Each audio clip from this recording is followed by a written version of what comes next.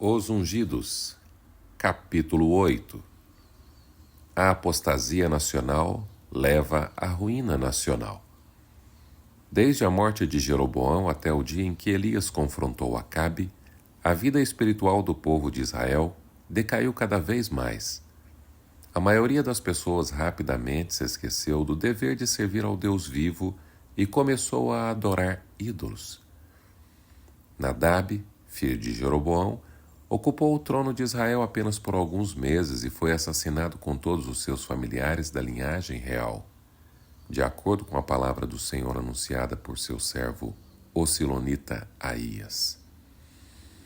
Isso aconteceu por causa dos pecados que Jeroboão havia cometido e havia feito Israel cometer. 1 Reis, capítulo 15, verso 29 a 30. O culto idólatra que Jeroboão introduziu no reino atraiu os juízos do céu e, mesmo assim, os reis que se seguiram, Baasa, Elá, Zimri e Omri, continuaram a praticar as mesmas perversidades fatais. O bom governo do rei Asa. Durante a maior parte desse período, Asa reinou em Judá. Ele fez o que o Senhor, o seu Deus, aprova. Retirou os altares dos deuses estrangeiros, ordenou ao povo de Judá que buscasse o Senhor, o Deus dos seus antepassados, e que obedecesse às leis e aos mandamentos, e o reino esteve em paz durante o seu governo. 2 Crônicas, capítulo 14, versos 2 a 5. A fé manifestada por Asa foi duramente provada quando o etíope Zerá marchou contra eles com um exército de 1 milhão de soldados e 300 carros de guerra. Verso 9. E invadiu o reino.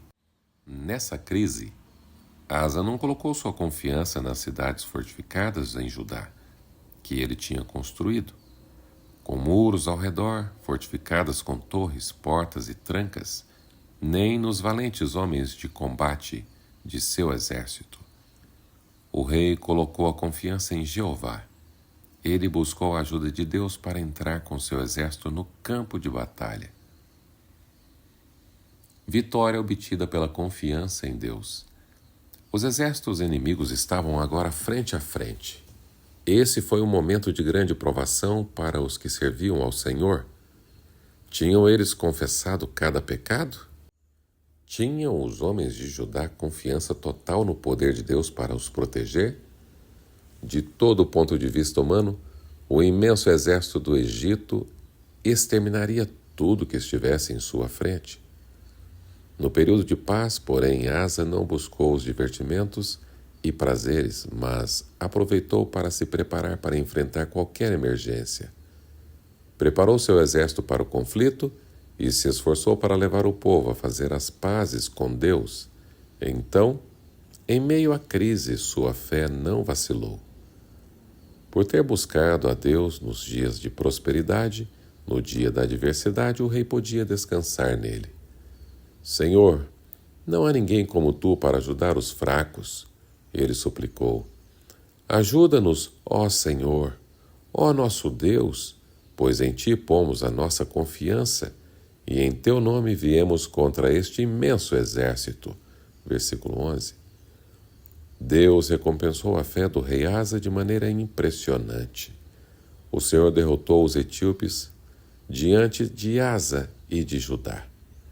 Os etíopes fugiram, foram destruídos perante o Senhor e suas forças. Versos 12 e 13. Enquanto o exército vitorioso voltava para Jerusalém, o Espírito de Deus veio sobre Azarias, filho de Oded. Ele saiu para encontrar-se com Asa e lhe disse: O Senhor está com vocês quando vocês estão com ele.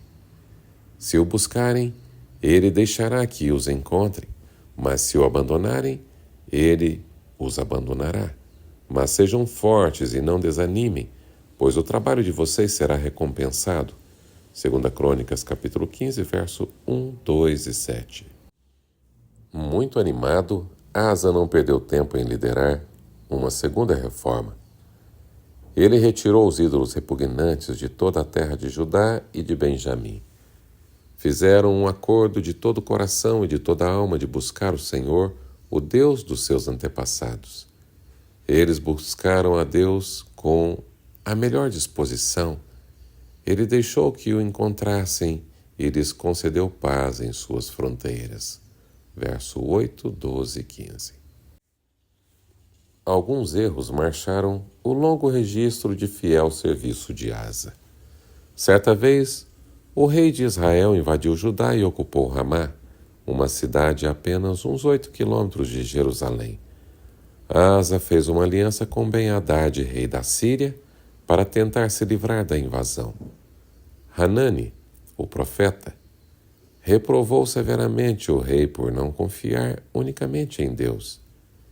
Ele apareceu perante Asa com a mensagem: por acaso os etíopes e os líbios não eram um exército poderoso, com uma grande multidão de carros e cavalos?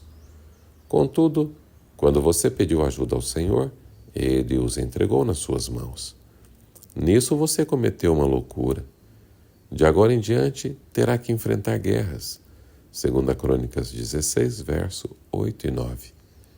Em vez de se humilhar perante Deus, Asa irritou-se contra o vidente por causa disso.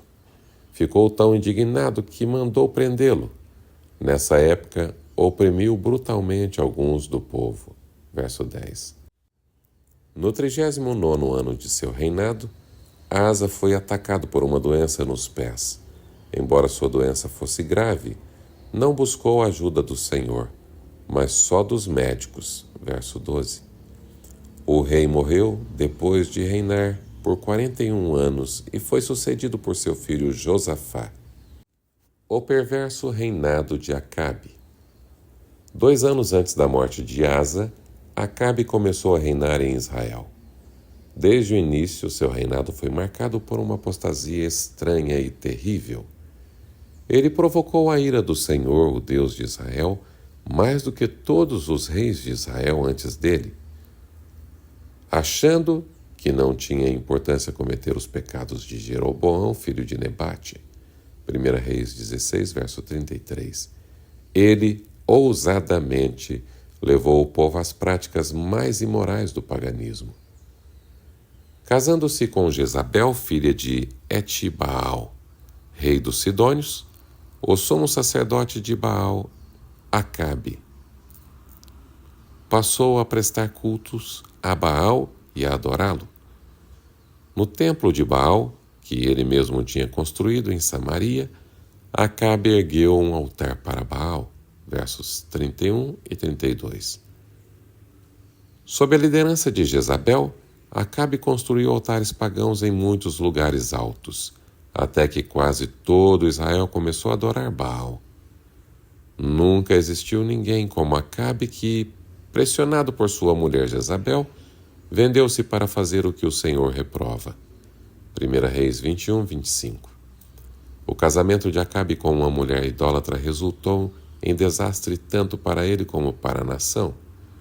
Seu coração egoísta foi incapaz de apreciar as bênçãos de Deus a Israel e de reconhecer seus próprios deveres como guardião e líder do povo escolhido.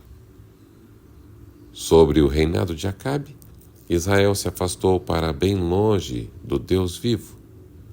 A terrível sombra da apostasia cobriu o território inteiro. Imagens de Baal e Astarote estavam por toda parte. Os templos idólatras se multiplicaram. A fumaça dos sacrifícios oferecidos aos deuses falsos poluíam o ar. Montes e vales ecoavam as súplicas de sacerdotes pagãos bêbados que ofereciam sacrifício ao sol, à lua e às estrelas. Eles ensinaram ao povo que esses ídolos eram divindades que, por seu poder místico, controlavam os elementos da terra, fogo e água. Os riachos a correr, as fontes de águas vivas, o suave orvalho, as chuvas que faziam os campos produzirem em abundância, tudo isso era considerado bênçãos vindas de Baal e Astarote, em vez de bênçãos concedidas pelo doador de tudo que é bom e perfeito. O povo esqueceu de que o Deus vivo controlava o sol, as nuvens dos céus e todos os poderes da natureza. Por meio de mensageiros fiéis, o Senhor enviou vez após outra advertências ao rei apóstata e ao povo, mas todas elas foram ignoradas.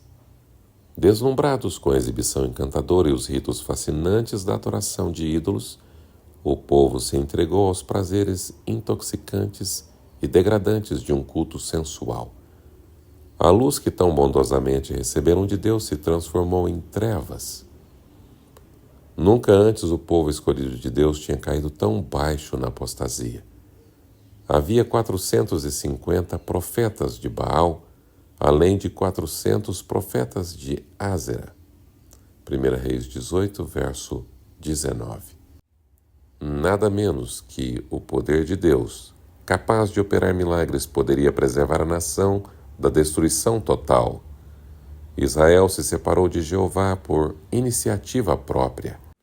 No entanto, o Senhor, em sua compaixão, ainda estava disposto a sair em busca dos que tinham sido levados ao pecado e estava prestes a lhes enviar um de seus mais poderosos profetas.